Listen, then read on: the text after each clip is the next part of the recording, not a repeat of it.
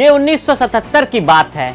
सर्द वाली दिसंबर की रात, जिसकी गवाह बनी घड़ी की सुइयां एक दूसरे को छूने को बेकरार थी, लेकिन इसमें 1 घंटे का वक्त शेष रह गया था। भारतीय डाक विभाग के तृतीय श्रेणी के एक कर्मचारी प्रभु दयाल के घर पर 2 लोगों की दस्तक होती। दरवाजा खोलने पर प्रभु दयाल के सामने गले में मफलर लगाए लगभग गंजा सा एक अधेड़ उम्र का शख्स खड़ा था। उसकी नजरें किसी को तलाश रही थी। जब निगाह मनचाहे शख्स पर पड़ी तो मुख से फूट पड़ा, बहुत पढ़ाई कर रही हो, इतना पढ़कर क्या करोगी? लड़की ने कहा कि मैं IAS बनना चाहती हूँ ताकि अपने समाज के लोगों का भला कर सकूं। जिसके जवाब उस अधेड़ उम्र के नेता ने कहा, तुम गलत सोच रही हो, तुम IAS बनकर क्या करोगी? मैं तुम्हें ऐसा नेता बना सकता हूँ जिसके पीछे एक नहीं बल्कि दर्जनों कलेक्टर हाथ बांधे खड़े रहेंगे। तभी तुम सही मायने में अपने लोगों के ज्यादा काम आ सकती हो। उस लड़की ने इस बात पर 1 दिन सोचा, 2 दिन सोचा, फिर आखिरकार निर्णय लिया अपने रास्ते को सिविल सर्विस की तैयारी से एक मिशन की ओर ले जाने का निर्णय। बेटी के इस निर्णय से उसके पिता प्रभु दयाल नाराज हुए। पिता पुत्री के बीच तकरार भी हुई। फिर एक दिन पिता प्रभु दयाल ने 2 टूक कह दिया कि या तो तुम सिविल सेवा की तैयारी करो या फिर ये घर छोड़ दो। अपने कुछ कपड़े और जमा पूंजी को एकत्रित कर उस लड़की ने कहा कि ठीक है, फिर मैं घर छोड़ती हूँ, और चली आई दिल्ली के करोल बाग स्थित राजनीतिक पार्टी के दफ्तर में। नमस्ते, मैं अभिनय आकाश और प्रभा साक्षी के इस खास कार्यक्रम में MRI में आपका स्वागत है। एक बार फिर से हम आपके सामने मोस्ट रिलायबल इंफॉर्मेशन यानी MRI के साथ मौजूद हैं। आज की कहानी है राजनीति के ऐसे किरदार की जिसने अपने राजनीतिक सफर की शुरुआत ही बदलाव की बयार पर सवार होकर आई पार्टी के ही बैनर तले बुलाई सभा में उन्हीं के दावों की धज्जियां उड़ाकर कर दी। जिसके तीखे तेवर और वाद विवाद की शैली ने उस वक्त के वामसेफ नेता काशीराम को आधी रात दस्तक देने पर मजबूर कर दिया। बात उस राजनीति के ऐसे माहिर खिलाड़ी की जिसके बारे में माना जाता रहा है कि उसकी धमक को भारतीय राजनीति में मौजूद किसी भी हुक्मरानों के द्वारा सिरे से खारिज करना या नजरअंदाज करना मुश्किल है। आज की कहानी आजाद भारत की सबसे ताकतवर दलित नेता मायावती की करेंगे। मायावती का जन्म 15 जनवरी 1956 को दिल्ली के सुचिता कृपलानी अस्पताल में हुआ। मायावती के पिता डाक विभाग के तृतीय श्रेणी के कर्मचारी थे। मायावती के 6 भाई और 2 बहनें। उन्होंने अपनी स्कूली शिक्षा विश्वविद्यालय से की और उसके बाद 1975 में कालिंदी कॉलेज से BA की डिग्री ली। 1976 में उन्होंने गाजियाबाद के BMLG कॉलेज में B.Ed की और पड़ोस के बच्चों को पढ़ाना शुरू किया और इसके साथ ही IAS की तैयारी भी करने लगी। 1977 के सितंबर की बात है। उस वक्त मायावती दिल्ली विश्वविद्यालय से लॉ कर रही थी। बदलाव की बयार पर सत्ता में आई जनता पार्टी की सरकार ने दिल्ली के कॉन्स्टिट्यूशन क्लब में जाति तोड़ो नाम से 3 दिवसीय सम्मेलन आयोजित किया। इस सम्मेलन का संचालन केंद्रीय मंत्री रहे राजनारायण कर रहे थे। वही राजनारायण जिन्होंने इंदिरा गांधी के खिलाफ चुनाव लड़ा और उन्हीं के गढ़ रायबरेली से उन्हें हराया। ये राजनारायण ही थे जिनकी याचिका की वजह से इंदिरा गांधी का निर्वाचन इलाहाबाद हाईकोर्ट ने रद्द कर दिया था। राजनारायण मंच से दलित हितों की बात कर रहे थे, लेकिन इसके साथ ही वो बार बार हरिजन शब्द का इस्तेमाल कर रहे थे। उसी के थोड़ी देर बाद मायावती मंच पर अपनी बात रखने के लिए चढ़ी।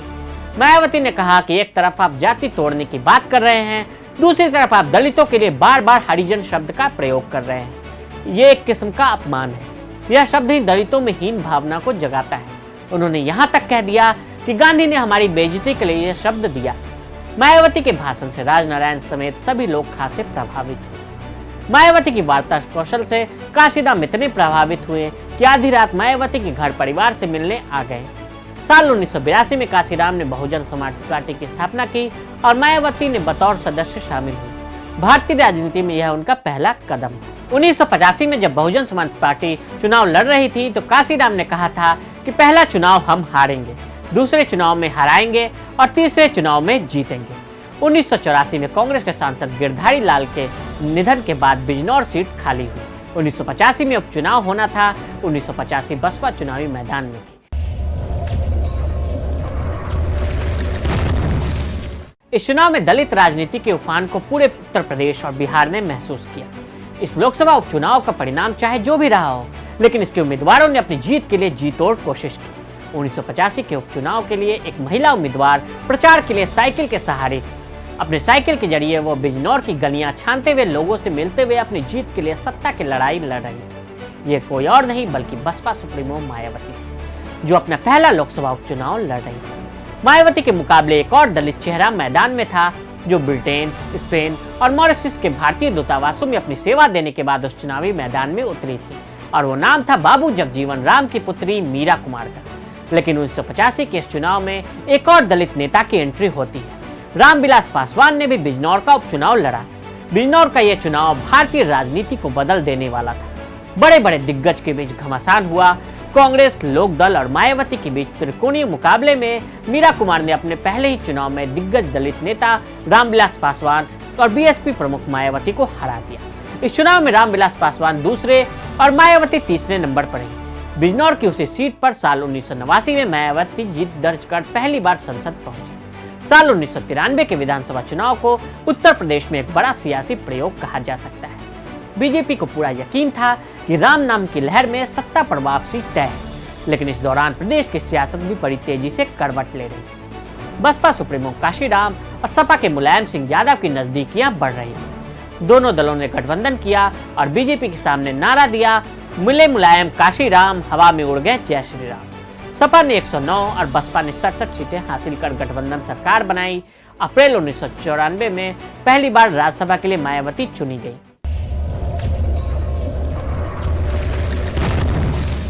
1995 का गेस्ट हाउस कांड। उत्तर प्रदेश की राजनीति में 2 जून 1995 को स्टेट गेस्ट हाउस कांड के रूप में जाना जाता है। बसपा ने सरकार से समर्थन वापसी का ऐलान कर दिया। फैसले के बाद मायावती गेस्ट हाउस में अपने विधायकों की बैठक बुलाई। मायावती के फैसले से नाराज सपा कार्यकर्ताओं ने लखनऊ के मीराबाई मार्ग स्थित गेस्ट हाउस का घेराव शुरू कर दिया। मायावती गेस्ट हाउस के कमरा नंबर 1 में रुकी हुई थी। उनके साथ बसपा विधायक और कार्यकर्ता भी मौजूद थे, लेकिन तभी सपा कार्यकर्ताओं ने बसपा के लोगों से मारपीट कर उन्हें बंधक बना लिया। तभी मायावती जाकर एक कमरे में छिप गई और अंदर से दरवाजा बंद कर दिया। बसपा के नेता फोन कर वरिष्ठ पुलिस अधिकारियों को फोन कर बुला रहे थे, लेकिन उस वक्त किसी ने नहीं फोन उठाया।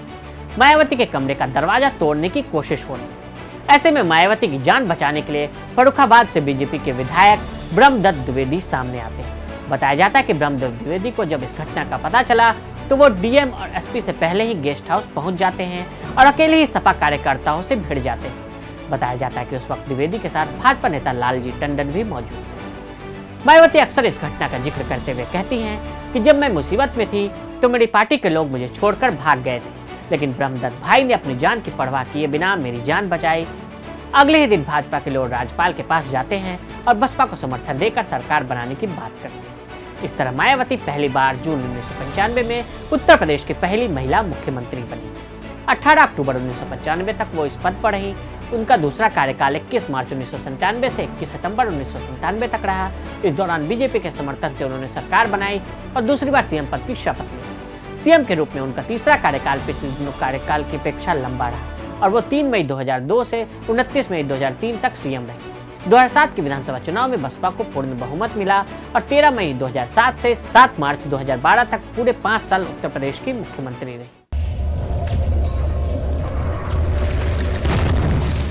विवादों से भी रहा नाता। साल 2002 के दौरान मायावती के घर पर सीबीआई के छापेमारी हुई। ताज हेरिटेज कॉरिडोर में वित्तीय अनियमितताओं को लेकर मायावती और कुछ अन्य लोगों के घर पर सीबीआई की छापेमारी हुई। सीबीआई ने मायावती पर आय से अधिक संपत्ति का मामला भी दर्ज किया, लेकिन इन मामलों में सीबीआई को कोई ठोस सबूत नहीं मिला और मायावती के खिलाफ केस बंद कर दिया गया। 24 साल बाद आए साथ और फिर हुई दूरी। गेस्ट हाउस कांड के 24 साल बाद यूपी में बसपा और सपा की जोड़ी फिर से एक बार चुनावी मैदान में उतरी। दोनों ने महागठबंधन बनाकर बीजेपी को मात देने की ठानी। मायावती ने सपा संरक्षक मुलायम सिंह यादव के खिलाफ स्टेट गेस्ट हाउस कांड में मुकदमा वापस लेने के लिए शपथ पत्र भी दिया, लेकिन लोकसभा चुनाव के बाद मायावती फिर से सपा के साथ कभी गठबंधन न करने की कस्में खाती दिखी। वर्तमान परिप्रेक्ष्य में देखें तो राजनीतिक माहिर खिलाड़ी मायावती धीरे धीरे राजनीति के पन्नों से उत्तर प्रदेश में बहुत ही कम नजर आने लगी। मायावती के बारे में यह भी माना जाता रहा है कि वो सत्ता में रहें या सत्ता के बाहर रहें, उनके अटैक करने का तरीका हमेशा से सुर्खियां बटोरता रहा था। लेकिन धीरे धीरे उत्तर प्रदेश में धूमिल होती जा रही है मायावती की राजनीतिक तस्वीर।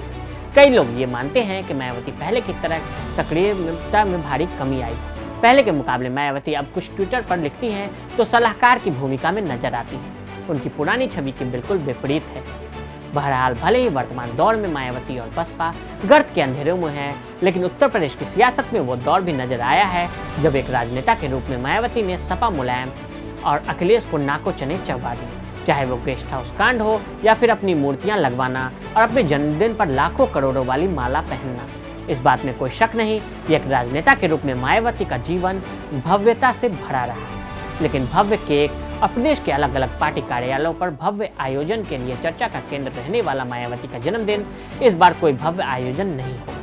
मायावती ने अपना 65वां जन्मदिन नवंबर में पिता के निधन, कोविड महामारी और किसान आंदोलन की वजह से नहीं मनाने का फैसला किया है। तो आज हमने मायावती के सियासी सफर का संपूर्ण विश्लेषण किया। आज के लिए दें इजाजत और ऐसे रिपोर्ट्स को देखने के लिए प्रभास साक्षी के साथ लगातार बने। वीडियो को देखने के लिए फेसबुक पर फॉलो करें, यूट्यूब पर प्रभास को सब्सक्राइब करें।